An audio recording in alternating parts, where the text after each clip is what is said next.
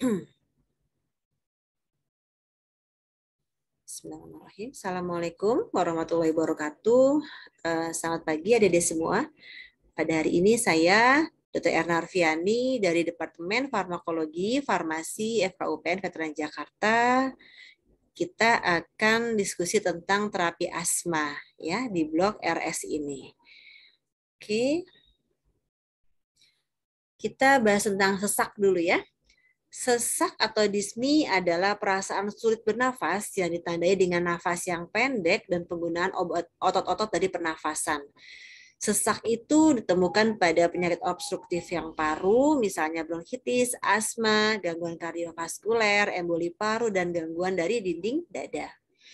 Klasifikasi sesak didasarkan atas skala ada 4 derajat, yaitu dia ringan, sedang, berat, dan sangat berat ya. Yang normal berarti tidak ada keluhan, yang ringan terdapat kesulitan bernafas, nafas pendek ketika terburu-buru dan ketika berjalan menuju puncak lantai. Untuk yang sedang, yang 2 derajatnya dia berjalan lebih lambat dari kebanyakan orang berusia sama karena sulit bernafas atau harus berhenti berjalan untuk sekedar bernafas. Yang berat, dia harus berhenti berjalan setelah 90 meter, kayak kira 100 yards untuk bernafas. Dan yang sangat berat apabila terlalu sulit untuk bernafas saat beraktivitas sampai untuk memakai atau membuka pakaian. Penyakit dengan gejala sesak nafas ini bisa karena saluran nafasnya yang bermasalah, jadi bisa termasuk penyakit asma, bronkitis kronik, emfisema, sumbatan laring, dan bedah asing. Bisa karena gangguan di parenkimnya, misalnya pneumonia, gagal jantung kongestif, bisa karena kelompok penyakit vaskuler paru, misalnya emboli paru dan cor pulmonale, bisa karena gangguan di pleuranya, misalnya pneumotoraks dan efusi pleura, dan juga karena gangguan di dinding paru, yaitu trauma pada paru. Oke. Jadi sesak penyebabnya antara lain adalah peningkatan kerja pernafasan, di mana ada latihan jasmani di olahraga gitu ya, ada hipoksia atau asidosis metabolik, atau juga kondisi di mana otot pernafasannya nggak normal gitu ya, misalnya penyakit otot, distrofi atau lumpuh, dan juga karena gangguan psikis pada orang yang psikis ketakutan gitu ya, dia bisa menjadi sesak gitu ya.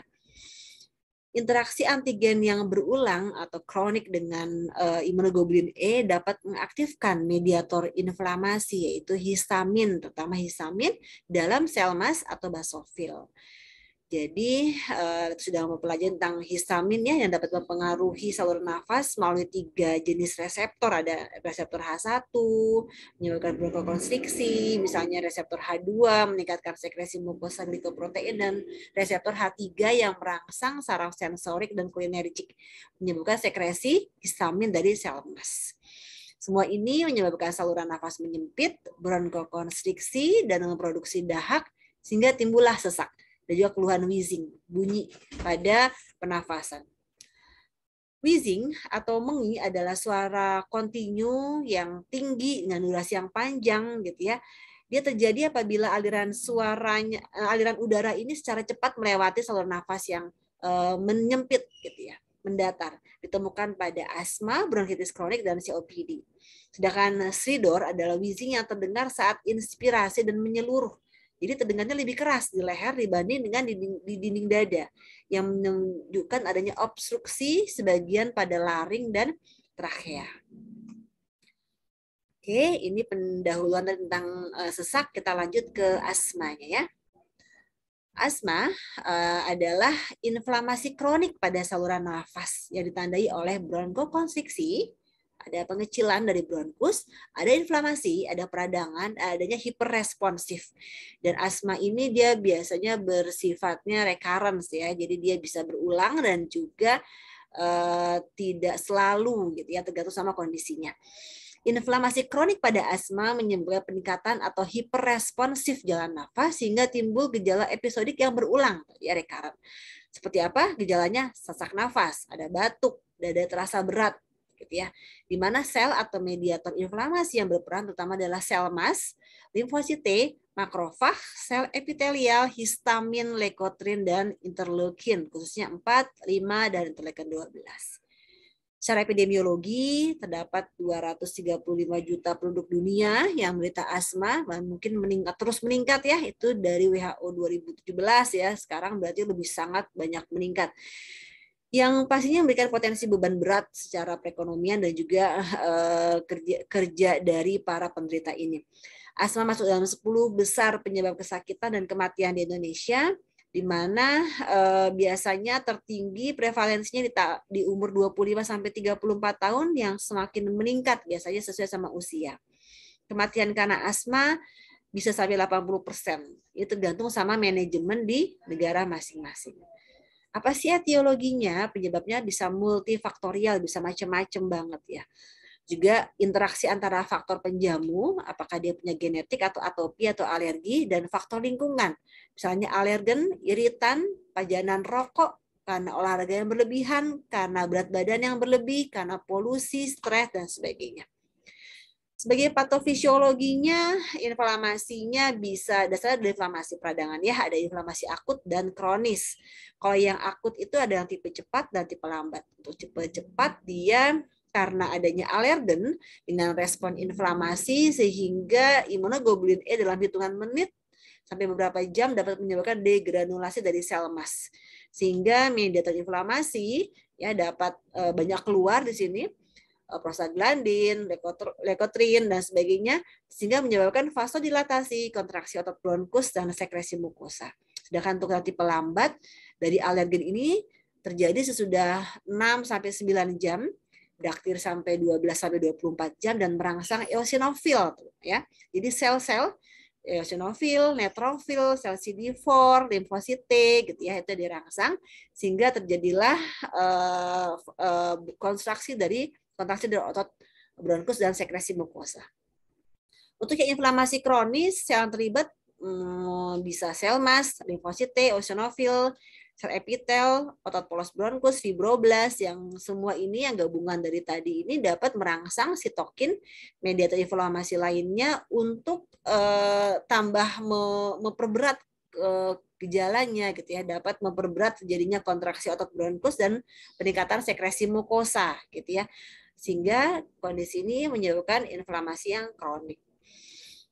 Kita bisa lihat di sini kondisi dari bronkus, di mana pada bronkus yang normal ya, kita bisa lihat mukosanya dia tidak berproduksi terlalu banyak, biasa saja nih, sesuai sama kebutuhan ya, memang dilapisi oleh mukosa lendir. Dan sel muskulernya gitu ya, dia tidak ada penebalan ya, tidak ada penebalan dari dinding bronkus, sehingga kondisi yang seperti ini yang di bawah inilah yang menyebabkan menjadi sesak pada saat bernafas. Diagnosisnya dapat dilihat dari riwayat batuk yang memburuk pada malam hari karena dingin misalnya ya, sesak yang berulang atau nafas yang tersengal-sengal, suara mengi pada saat menghirup nafas, bunyi seperti itu, hambatan pernafasan yang reversibel juga itu bervariasi, adanya peningkatan gejala karena olahraga, infeksi, alergen, perubahan musim, dia jadinya ada peningkatan gejala ya, jadi sesak gitu. Dan dapat terbangun malam dengan gejala-gejala di atas. Nah, pada pemeriksaan fungsi paru dilakukan pemeriksaan selanjutnya ya.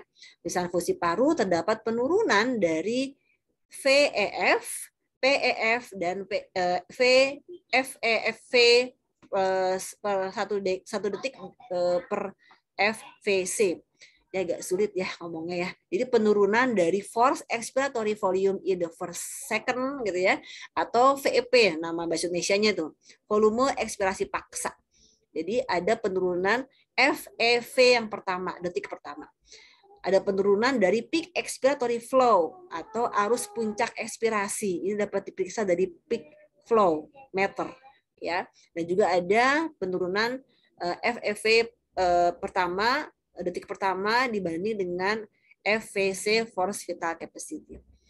Atau juga dapat dilihat dari tes provokasi, tambah sama agonis beta 1 dalam 15 sampai 30 menit terjadi perbaikan gejala. Yang tadi sesak jadinya perbaikan gejala sampai lebih dari 15%.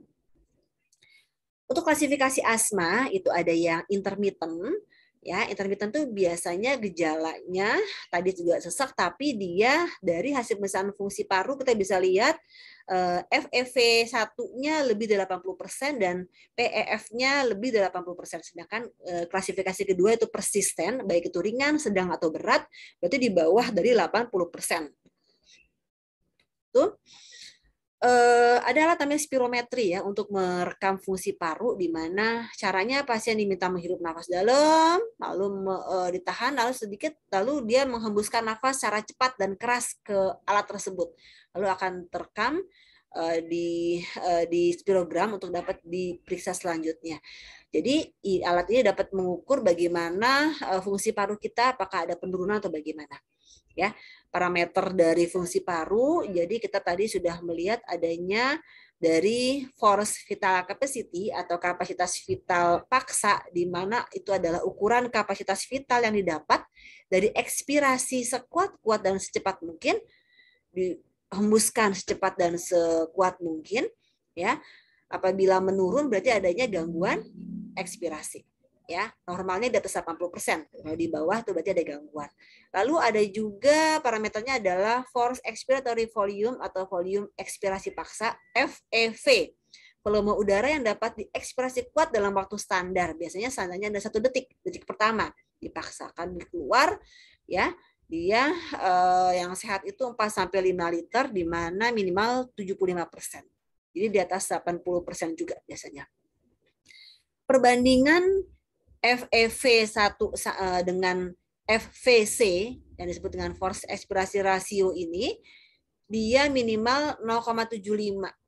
Jadi disebut dengan obstruksi ringan apabila 60-70%, sedang apabila 40-59%, dan obstruksi berat apabila di bawah 40% dari force expiratory ratio.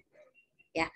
Lalu ada juga yang disebut dengan peak expiratory flow, ya, PEF, adalah kecepatan hembus maksimal yang diukur pada 10 milidetik pertama ekspirasi, ya, liter per menit, diukur dengan peak flow meter yang dimiliki oleh penderita yang sudah kronik, ya, jadi dia sudah memiliki alat itu. Klasifikasi asma menurut derajatnya berdasarkan Gina, ya, di sini adalah ada intermittent, ada persisten ringan, persisten sedang, dan persisten berat. Ya, jadi kalau intermittent berarti dia kurang dari 2 kali sebulan gejalanya, gitu ya. Gejalanya bulanan. Kalau persisten ringan tuh dia mingguan, ya, lebih dari 2 kali lah sebulan. Persisten sedang dia harian, ya, jadi serangannya biasanya lebih dari 1 kali dalam seminggu, sedangkan untuk yang persisten berat continue, sering kambuh, gitu ya. Jadi dia bisa kita dapatkan sering gejalanya. Faal parunya, dari pemeriksaan parameter tadi, masih ingat ya, bahwa APE-nya dia lebih dari 80%. Jadi semua 80% ini baik APE, FEV1, atau APE-nya itu semua lebih dari 80% untuk intermittent. Ya. Untuk yang di sini persisten ringan, memang dia lebih dari 80%, tapi variabilitas dari PEV per FEV1 itu 20-30%. Sedangkan persisten sedang angkanya 60-80%, persisten berat angkanya adalah di bawah dari 60%. Selanjutnya adalah penata laksanaan asma, di mana sebentar, ya. Penata laksanaan asma tujuannya adalah menghilangkan atau mengendalikan gejala asma. Jadi kalau memang ada gejala asma, kita kendalikan, kalau bisa dihilangkan. Lalu mencegah eksaserbasi, recurrency, jadi pengulangan secara akut. Lalu dapat meningkatkan dan mempertahankan faal paru semaksimal mungkin, seoptimal mungkin. Lalu mengutamakan aktivitas normal, termasuk exercise, kerja dia sehari-hari, sehingga dia masih bisa melakukan kegiatan sehari-hari. Menghindari efek samping obat, mencegah terjadinya keterbatasan aliran udara yang irreversibel, dan mencegah kematian akhirnya karena asma. Karena dia sesak, ya, gangguan oksigenasi kurang, lama-lama dia akhirnya menyebabkan kematian. Peta laksananya kita mulai dengan non farmakologi. Yang pertama, penghentian kebiasaan rokok, ya. Rokok paparan alergen, ya. Lalu selanjutnya adalah aktivitas fisik, kita harus melakukan pembatasan, jangan terlalu berat juga. Penghindaran paparan alergen, hindarkan obat-obat, menghindarkan alergen dalam ruang tempat kita kerja gitu ya. Kita lalu juga non farmakologinya adalah latihan bernafas. Kita pelan-pelan latihan yoga misalnya, pernafasan, kita ambil tarik nafas dalam, tahan, lalu dikeluarkan seperti itu. Diet sehat dan penurunan berat badan.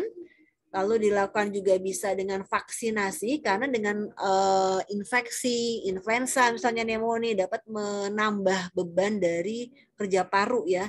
Makanya kita dikurangi dengan vaksinasi. Lalu dapat dengan bronchial termoplasty, jadi dengan terapi gelombang radiofrekuensi gitu ya, yang terus dikembangkan, kontrol dari stres emosional. Jadi pada saat seorang yang memang emosionalnya kadang tidak terkendali itu memang harus dikontrol, karena kenapa, dia bisa langsung menimbulkan sesak yang bisa fatal ya, langsung bisa menjadi bisa akut ya. Lalu juga menghindarkan tadi semua alergen, baik makanan, paparan dari dalam maupun dari sekitar kita. Penata laksanaan asma ini jadi ada yang dilakukan secara reliever sama controller gitu ya. Relief berarti dia pada saat kejadian dikurangi, dihilangkan ya. Sedangkan kalau controller itu dia menjaga sehari-harinya supaya dia tidak kambuh gitu ya. Yang bisa penata laksanaan asma ini pengobatannya dengan menggunakan agonis beta 2 yang kerja singkat gitu ya. Lalu antikolinergik, aminofilin, dan adrenalin. Sedangkan untuk controller yang untuk menjaga supaya tidak kambuh, bisa kortikosteroid inhalasi sistemik, bisa agonis beta 2 yang kerja lama, ya, bisa juga antihistamin. Oke. Ini mekanisme dari obstruksi pada asma karena atopi, bisa secara klasik disampaikan bahwa pada saat alergen masuk ke tubuh seseorang, maka dia yang sudah mengenali ya, jadi sel masnya sudah mempunyai pengenalan sehingga dia imunoglobulin E-nya dapat menempel ya, antigennya, alergennya menempel antibodinya, sehingga keluarlah degranulasi dari histamin, prostaglandin, leukotrin gitu ya, sehingga di otot polos dari bronkus menjadi konstriksi gitu, jadi sesak. Atau dapat juga dari refleks teori di mana merangsang di nervus vagus ya, nervus vagus. Jadi bisa karena stres, bisa karena paparan di mana misalnya makanan misalnya ya, dia akhirnya bisa langsung merangsang dari refleks pada sel otot polos dari bronkus. Itu refleks teori. Sel-sel yang berperan pada patofisiologi asma tadi ada salah satunya adalah sel mas, limfosit, eosinofil gitu ya. Jadi sel mas itu pada saat alergen ada masuk, dia akan bertemu dengan imunoglobulin E pada reseptornya yang menyebabkan degranulasi dari sel mas, keluarlah mediator inflamasi ya. Banyak macam-macam, histamin, prostaglandin, eosinofil, sitokin, dan itulah dapat menyebabkan bronkokonstriktor yang poten dan eosinofil tertarik terakumulasi di bronkus. Dan dia juga menyebabkan menambah vasokonstriksi dari otot polos bronkus. Limfosit, ya limfosit T memproduksi sitokin proinflamasi, ya. Lalu limfosit B juga memproduksi imunoglobulin yang bisa menempel pada sel inflamasi tadi dan terjadilah pelepasan sel inflamasi. Eosinofil tadi ya, eosinofil ini merusak epitel sel pernafasan, menyebabkan hiperresponsif dari bronkus, sekresi mediator inflamasi dari sel mas, dan basofil secara langsung dapat menyebabkan kontraksi sel otot polos dari saluran nafas. Obat-obat apa sih digunakan pada asma? Yang pertama adalah agonis dari B2 adrenergic. Ini merupakan terapi pilihan ya pada saat ada serangan akut, di mana dia merupakan bronkodilator yang bekerja dengan mengaktifasi adenosin siklase, sehingga kadar dari siklit AMP intrasel menjadi meningkat. Kadar ini menyebabkan otot polos bronkus menjadi rileks. Jadi direlaksasi, tidak menjadi kontraksi lagi. Berdasarkan durasi kerjanya, ada yang obat aksi pendek atau short acting yang digunakan untuk serangan akut. Jadi pada saat akut yang butuh cepat ya, langsung digunakan ini misalnya salbutamol, terbutalin, fenoterol gitu ya. Jadi misalnya salbutamol, albuterol itu onsetnya 5 sampai 15 menit, durasinya 3 sampai 4 jam. Gitu ya. Sedangkan untuk obat yang aksi panjang, long acting misalnya digunakan untuk yang terapi pemeliharaan, contohnya salmeterol dan formoterol. Jadi dapat bertahan sampai 12 jam, tapi onsetnya nggak cepat ya, bisa berapa menit, 1 jam misalnya baru ada efeknya, walaupun dia durasinya lebih lambat, lebih lama. Ini mekanisme tadi ya, obat dari beta adrenergic agent tadi, dia bisa menyebabkan adrenal siklase, merangsang dari CAMP-nya menjadi di intrasa menjadi semakin banyak, semakin meningkat sehingga kontraksi dari otot polos bronkusnya menjadi rileks ya. Jadi dia bronkodilatasi. Selanjutnya adalah kortikosteroid, di mana aktivasi dari reseptor glukokortikoid atau steroid ini dapat menyebabkan peningkatan jumlah beta 2 adrenergic reseptor. Jadi reseptor beta 2-nya menjadi lebih banyak. Meningkatkan respon reseptornya ya, dan juga mengurangi jumlah eosinofil dan sel emas di saluran pernafasan, dapat mendorong regulasi sintesa sitokin, jadi jumlah sitokinnya menjadi lebih berkurang dan mengurangi inflamasi, di mana hiperresponsivitas dari sel nafas jadi berkurang. Macam-macam kortikosteroid ini ada yang sistemik sama yang inhalasi. Jadi untuk yang sistemik digunakan dalam jangka pendek mengatasi eksaserbasi sedang sampai berat, ya, mencegah eksaserbasi berulang, ya, dan juga dapat mengontrol menyembuhkan inflamasi jika digunakan secara teratur. Contohnya dexamethasone, budesonide, methylprednisolone. Sedangkan untuk yang inhalasi digunakan untuk terapi pemeliharaan, misalnya dexamethasone, budesonide, dan fluticasone. Untuk dosis budesonide ini ada 20. Kita bisa lihat di sini enak ya. Oke, lanjut ke antikolinergik. Antikolinergik adalah obat inhibitor kompetisi ya. Dia berkompetisi dari reseptor muskarinik ya. Jadi akhirnya mencegah kontraksi otot bronkus juga. Dia biasanya tidak diberikan tunggal untuk serangan akut, kan diberikan bersama dengan beta agonis pada serangan akut, terutama yang berat. Ya, dengan diberikannya bantuan dari antikolinergik ini, maka perbaikannya bisa lebih baik daripada diberikan tunggal gitu ya. Contohnya adalah ipratropium bromida dan tiotropium bromida. Selanjutnya keempat adalah metilxantin, bekerja dengan menghambat enzim fosfodiesterase sehingga mencegah penguraian siklus AMP, kadar AMP jadi meningkat, dan dapat merelaksasi otot polos bronkus. Jadi AMP ini yang kita buat bagaimana supaya bisa meningkat di intrasel sehingga dapat merelaksasi dari otot polos bronkus dan juga mencegah pelepasan mediator alergi. Antagonis bronkokonstriksi ya disebabkan oleh prostaglandin gitu ya. Jadi dia mengantagonis dari bronkokonstriksi. Dia mempunyai efek susunan saraf pusat ya dan dapat menstimulasi jantung, jadi dapat meningkatkan curah jantung. Aminofilin misalnya bentuk kompleks teofilin, dia juga harus hati-hati ya, dan juga intinya metilxantin ini harus di bawah pengawasan dokter gitu ya, karena dia dapat menyebabkan gangguan pada jantung. Contohnya teofilin, teobromin, kafein gitu ya.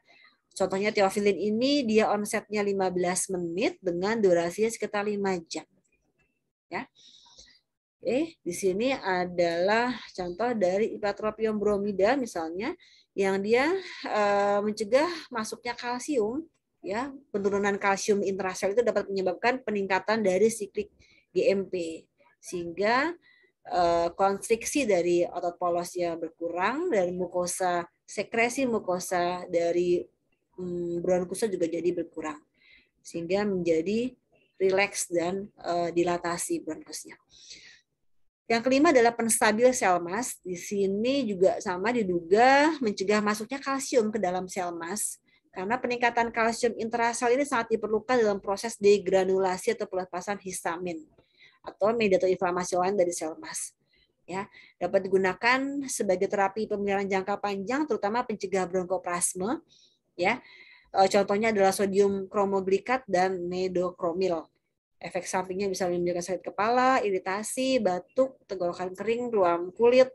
Ya, dosisnya bisa 2-4 kali untuk inhalasi. Selain penstabil sel mas ini juga ada obat-obat yang sudah baru digunakan, ditemukan dan mulai banyak digunakan, misalnya anti imunoglobulin E. Jadi langsung dari imunoglobulin E-nya, mediator inflamasinya. Maksudnya kekebalannya ya. Di sini contohnya adalah omalizumab. Omalizumab ini dia mengikat imunoglobulin E sehingga nggak dapat bekerja pada reseptornya. Ya, kalau nggak dapat bekerja pada reseptornya sehingga mediator inflamasi nggak bisa keluar, ya. Tapi dia penelitiannya memang masih memerlukan tindak lanjut, masih dalam penelitian tapi sudah mulai digunakan ya. Selanjutnya ada modifier leukotriene. Sini baru yang saya katakan tadi mediator inflamasinya di modifier. Leukotriene merupakan hasil metabolisme asam arakidonat melalui jalur lipoksigenase dengan bantuan enzim 5 lipoksigenase. Jadi ada LTB, LTA4, LTB4, LTC4, LTD4, LTE4, leukotriene ya.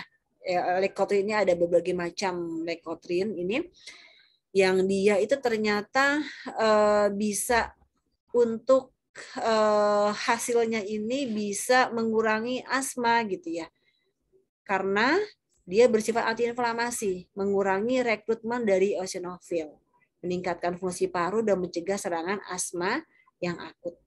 Ada 2 antagonis dari reseptor leukotriene dan inhibitor dari lipoksigenase. Contohnya adalah montelukast, zafirlukast, dan juga zileton. Ya, ini juga masih dalam penelitian sebenarnya ya. Dengan efek sampingnya kita bisa lihat ada lumayan nih efek sampingnya, gangguan gastrointestinal, nyeri kepala, ya, gangguan fungsi hati. Jadi memang secara teori gitu ya, secara klinis, secara teori sudah dapat digunakan, tapi secara klinis tetap dalam pengawasan dokter dan penelitian. Jadi ini adalah klasifikasinya, bronkodilator bisa masuk antikolinergik, contohnya ipratropium bromid tadi, derivat santin misalnya aminofilin, theophylline gitu ya, ada anergik, ada yang short acting, ya, ada yang long acting. Misalnya yang short acting ada terbutalin, salbutamol, atau kita sebut albuterol. Yang untuk yang long acting misalnya salmoterol, formoterol. Untuk mukolitik bisa juga digunakan yaitu ambroxol, bromhexin, kortikosteroid, dexamethasone, fluticasone gitu ya. Oke. Selanjutnya ini tata laksana. Tata laksana farmakologi dari Gina yang diambil di 2016, ada sedikit perubahan nanti di 2021 akan saya sampaikan. Jadi tetap ya memang dia penggunaannya asma ini ada secara controller medication sama reliever atau rescue medication. Yang disebut dengan controller tuh berarti dia menjaga pemeliharaan secara reguler, ditahan, dijaga semoga supaya dia tidak kambuh gitu ya. Obat ini menurunkan inflamasi jalan nafas, mengendalikan gejala, menurunkan resiko eksaserbasi, penurunan fungsi paru gitu. Jadi kontrol ini obat dikonsumsi tiap hari untuk menjaga agar asma dalam keadaan terkontrol ya, terutama melalui efek anti-inflamasi. Ya, termasuk dari obat kontrol asma ini adalah golongan antiinflamasi non steroid. Ya. Golongan antiinflamasi steroid ada budesonide, lalu promogiklat tadi. Golongan beta agonis kerja panjang long action ya, salmeterol. Golongan obat tepas lambat, metilsantin, misalnya terbutalin, ya. Golongan anti leukotriene, zafirlukast, dan juga golongan kombinasi steroid dengan LABA, long acting beta adinergic, misalnya budesonide dan salmeterol. Ini adalah obat-obat asma yang controller. Untuk yang reliever, ini obat yang digunakan untuk meredakan gejala asma. Jadi pada saat serangan harus dong ditolong. Kalau enggak dia nanti nggak bisa nafas, sesek. Makanya harus cepat digunakan relief untuk menghilangkan gejala perburukan atau eksaserbasi di saat terjadi bronkokonstriksi. Reliever ini adalah obat yang digunakan bila perlu berdasarkan efeknya cepat untuk menghilangkan bronkokonstriksi dan menghilangkan gejalanya. Obat reliever asma bisa golongan terbutalin ya. Salbutamol ini adalah golongan nama-nama dagang ini. Salbutamol yang dipakai adalah Ventolin ya. Lalu orsiprenalin, Alupen, Venoterol, Berotek gitu ya. Ini sediaannya bisa dari sirup, tablet gitu ya. Bisa juga melalui MDA ya, MDI. Oke. Terapi pemeliharaan asma yang di awal, jadi terapi pemeliharaan asma harian itu harus dimulai secepat mungkin pada saat diagnosis asma dibuat. Berdasarkan bukti klinis, pemberian intranasal kortikosteroid ya dengan dosis rendah dapat meningkatkan fungsi paru lebih baik bila telah ada gejala selama 2-4 tahun. Jadi maksudnya diberikan intranasal kortikosteroid itu dapat baik hasilnya segera diberi itu apabila sudah ada diagnosa asma gitu ya. Jika telah berlangsung dalam waktu tersebut, dosis ICS lebih tinggi dibutuhkan ya. Jadi pada saat nanti dia semakin lama dengan dia sudah adaptasi dengan dosis seperti itu, maka pelan-pelan dosisnya bisa meningkat ya sesuai sama yang dibutuhkan ya. Dan terutama apabila fungsi parunya sudah sangat menurun. Ini tata laksana farmakologi asma bronkial dari Gina yang 2016 di mana dipertimbangkan ada tingkatan ya, tingkatan tahap 1, 2, 3, 4. Di sini kita bisa lihat bahwa tingkat itu pertimbangkan kortikosteroid ya. Pemberian kortikosteroid yang intranasal dalam dosis rendah ya, itu diberikan apabila masih belum bisa juga, masih memerlukan tambahan, maka pilihan pertamanya adalah ditambah dengan leukotriene atau low dose dari theophylline gitu. Terus naik lagi ICS dosis rendah, tambah dengan LABA, long acting beta adrenergic. Bila masih perlu lagi, tambah lagi dengan pilihan-pilihan yang lain gitu ya. Tambah lagi dengan pilihan-pilihan yang lain. Jadi untuk yang controllernya seperti itu, untuk yang relievernya kita menggunakan SABA. Jadi short acting ya, short acting dari beta agonis.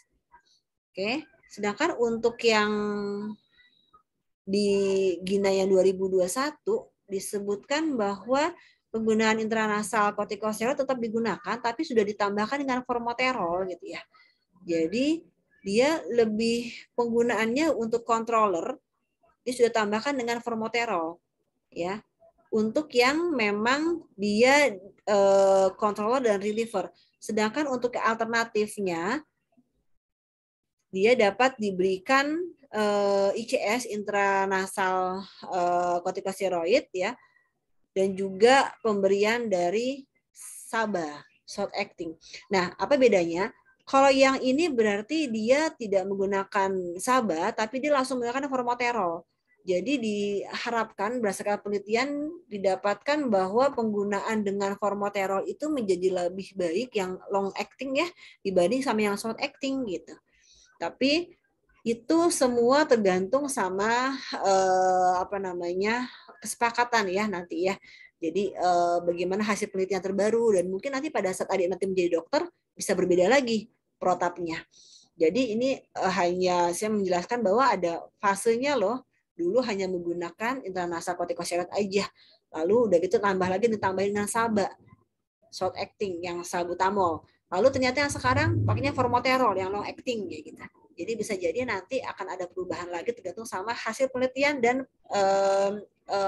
penggunaan obat-obatnya ya. Mungkin yang ini lebih baik dan diperbaiki lagi seperti itu. Minimal yang perlu kita tekankan bahwa penggunaan intranasal kortikosteroid itu secara nasal tadi itu memang digunakan sebagai tahap pertama.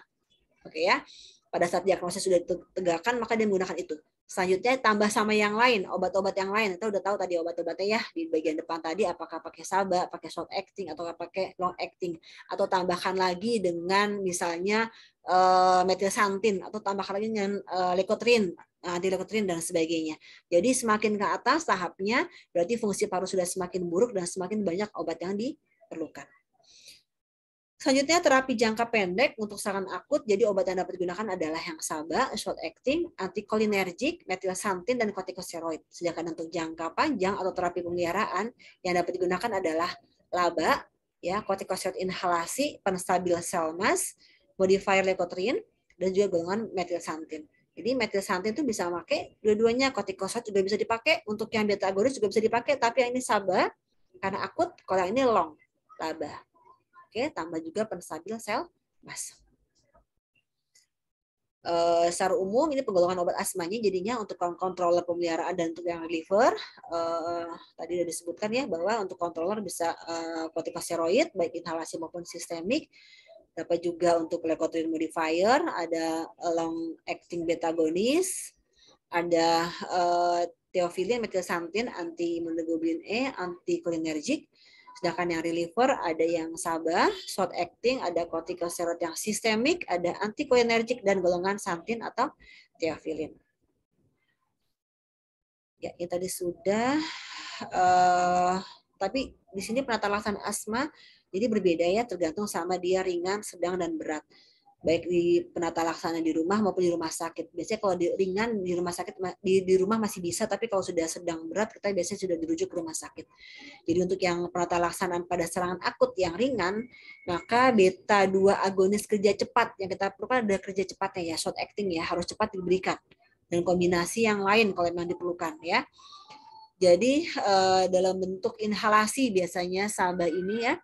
Untuk yang sedang diberikan beta agonis yang kerja cepat, tambahin sama kortikosteroid yang oral, tambahan juga sama yang lain, bisa inhalasi dari aminofilin atau ipratropium bromida.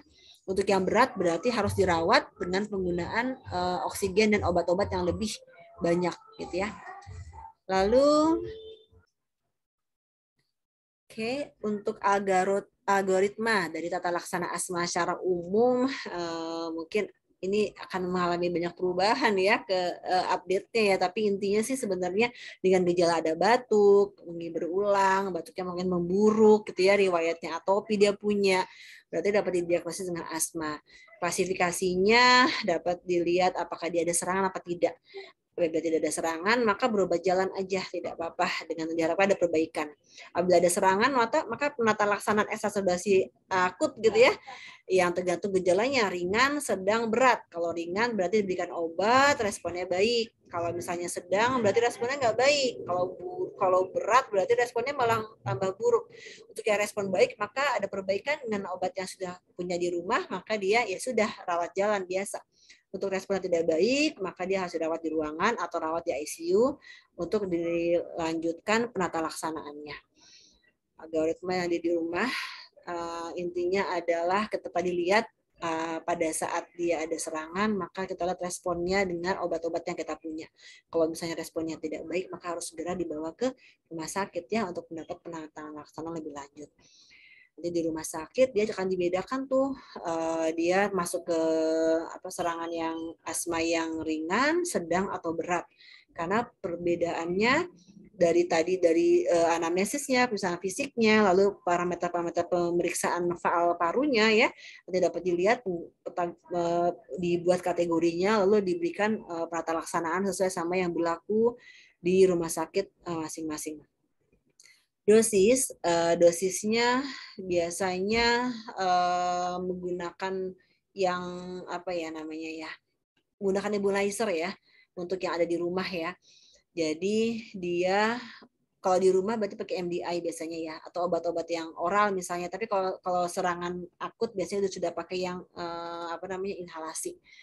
Untuk yang di rumah sakit, di sini dapat dilihat ada dibagikan nih, dibedakan antara yang 6 tahun, di atas 6 tahun, ya.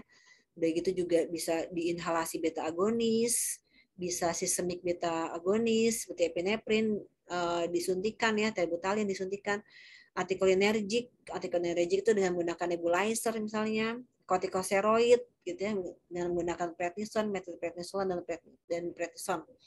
Jadi penata laksanaannya mungkin tergantung sama kondisi dari gejala yang dialami. Ini penggunaannya di rumah, metered dose inhaler MDI. Jadi obatnya itu yang sudah ditentukan oleh dokter yang untuk pengawas di bawah pengawasan dokter digunakan di rumah. Dia harus bersih ya, apa namanya alatnya ini ya. Jadi alatnya harus dibersihkan. Lalu dia harus terkatup dengan sempurna ya, mode-nya ini ya. Jadi dia mouthpiece-nya pada saat dia harus mengatur tamu harus benar-benar tertutup. Karena apa? Karena biar obatnya tidak kebuang kanan kiri. Dia harus tertutup, sudah tahan gitu ya. Lalu disemprotkan, ambil nafas dalam, tahan sebentar, baru bernafas pelan-pelan. Ya, ini juga harus diajarkan kepada pasiennya. Untuk penderita khusus, misalnya kehamilan, jadi pencegahannya itu sebenarnya sama menggunakan dengan inhalasi ya, inhalasi kortikosteroid. Dapat juga dengan menggunakan sodium kromoglikat ya. Terus untuk yang bisa juga bila perlu sebelum proses melahirkan dilakukan injeksi hidrokortison baik IM ataupun IV, itu bisa baik untuk penderita asma pada kondisi yang kehamilan. Namun untuk yang teofilin sebaiknya jangan digunakan karena dia bisa menyebabkan efek stimulan ya, dia dapat menyebabkan keguguran atau kelahiran dini gitu ya, dan juga dapat menyebabkan tachycardia pada neonatus. Untuk anak-anak, penggunaan inhalasi dengan nebulizer atau MDA ini juga merupakan obat yang tepat, alat yang tepat ya, karena dia sudah diajari dan bisa menggunakannya sewaktu-waktu pada saat yang diperlukan. Dan inhalasi kortikosteroid ini sudah cukup aman pada anak-anak. Pada geriatrik tidak ada yang khusus, paling dilihat efek sampingnya, terutama penggunaan metilxantin, aminofilin, dan teofilin karena dapat mempengaruhi fungsi jantung. Oke, demikian yang bisa saya sampaikan dari terapi asma. Kita mau dari asma, dari sesak tadi, obat-obat apa yang bisa digunakan, konsensus dari Gina yang 2016-2021. Selanjutnya kita bisa tahu mekanisme kerjanya bagaimana, dan kita bisa lihat terapi non farmakologi dan farmakologinya. Semoga bermanfaat buat adik-adik semua. Terima kasih. Akhir kata, wassalamualaikum warahmatullahi wabarakatuh.